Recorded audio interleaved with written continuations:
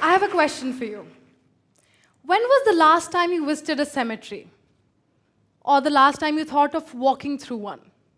I know, this is not an everyday thing to do. While I was trekking the Everest, determined to reach the base camp, I walked through a graveyard. There, mountaineers who died chasing their dreams lay in peace at the lap of the world's tallest mountain. One tombstone read, "Live a story." That has stayed with me ever since. Let me walk you through my journey. If you like something, take it home with you. If not, let my mistakes redefine your tomorrow. In 2016, I sold 6 years' worth of stuff that constructed home. Clothes, books, furniture, everything at a local flea market and left. I quit a very stable, decent income job as an executive and left. I packed a few leftover pair of hippie clothing into the 50-liter backpack, which was gifted by my best friend, and left. I booked a one-way ticket to my soul, and left. 20 countries later, I stand in front of you with a heart full of gratitude and a plethora of tales from my time on the road. I personally faced a lot of stigma when I initially declared I'll take on a year-long sabbatical. Some friends thought this was a futile way of seeking attention after a bad breakup. I wasn't an escapist or a delusional dream chaser. I was a realist traveler. I remember it was my birthday and I symbolically wanted to gift myself the freedom to venture out, spread my wings and fly onto uncharted territories. For that, I handed in my resignation and my manager said, "This is the worst decision of your career." I was running between 2 jobs, saving every penny I could, yet I was termed as unambitious. Recluse and vagabond were the terms coming my way. Of course, none of this was true because all I was doing was living my story.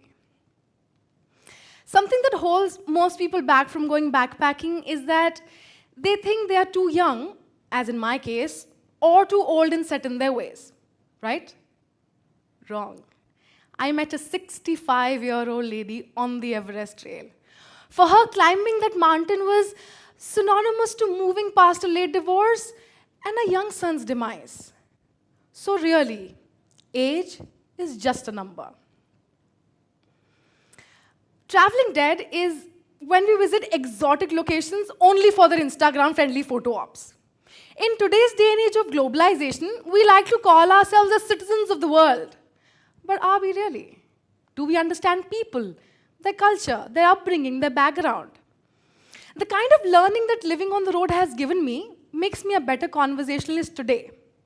In my client-facing job, it helps me to have a deeper knowledge of finer nuances and an evolved thinking. I'm not a mainstream traveler. Why always fancy brunch at Times Square? Why not start your morning in Sri Lanka, being a mahout? Why your day revolves around bathing and feeding baby elephants? Why always fancy bar hopping in Singapore when you can spend some time teaching English in Punjab? I remember I used to spend hours at the holy ghats of Banaras, watching people go about their rituals, talking to local pundits. And it was right here that I became familiar with the alien concept of death. Please don't get me wrong. I used to be a mainstream tourist myself, just that now I'm a believer of exploring unheard of and offbeat places.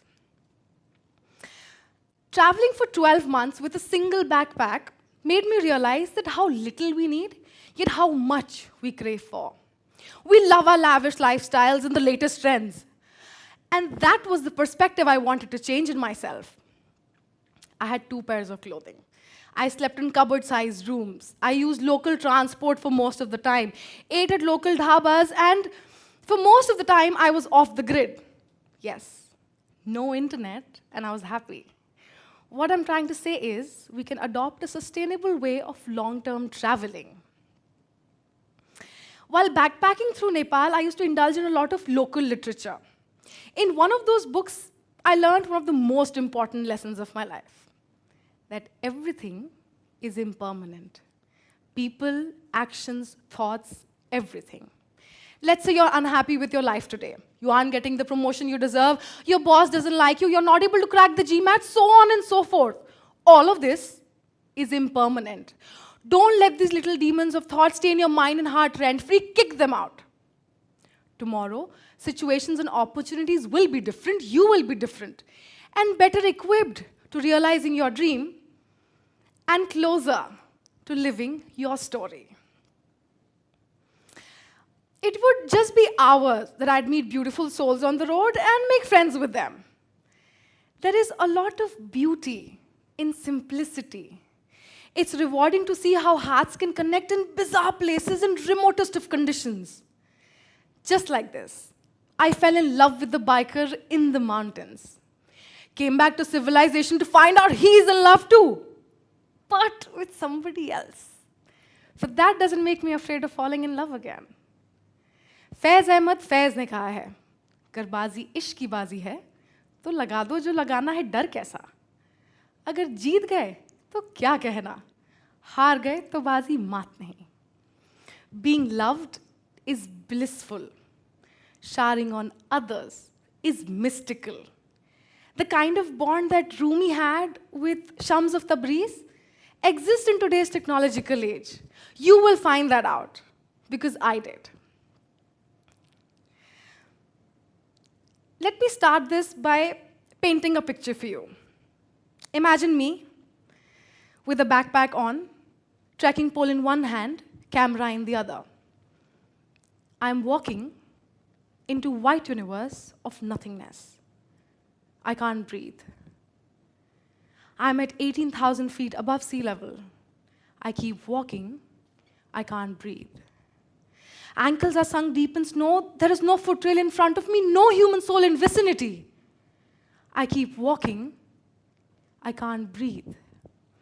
Somewhere far amidst the mountains, I see a flickering light. That figment of light promises me food and shelter for the night. That will become my home. I keep walking. I can't breathe. I did the exact same drill for the entire year of my travel, of finding home. Aren't we all really looking for home? Coming from the inherent musafir in me, musafir being the Hindi, Arabic, Sanskrit term for traveler. So coming from the inherent musafir in me, let me tell you, you will learn to create your mobile home wherever the road leads you. And home can be people too. So find yours and enjoy living in it. From Madagascar to Mumbai, from London to Leh Ladakh, I have come to realize that solo or not, you will find travelers who surprisingly float on your wavelength. You will connect, and they will fall in love with your vulnerability. You might also fall in love, find soul sisters and best of friends from across time zones and continents. All you have to do is be open and accepting. Having said that, you are solely responsible for your life trajectory. So stir your boat mindfully. These lines by Vikram Seth resonate with me. For all of you who sleep tonight, far from the ones you love, no hand to left or right, and emptiness above. Know that you aren't alone. The whole world shares your tears. Some for 2 nights or 1, some for all their years. Thank you.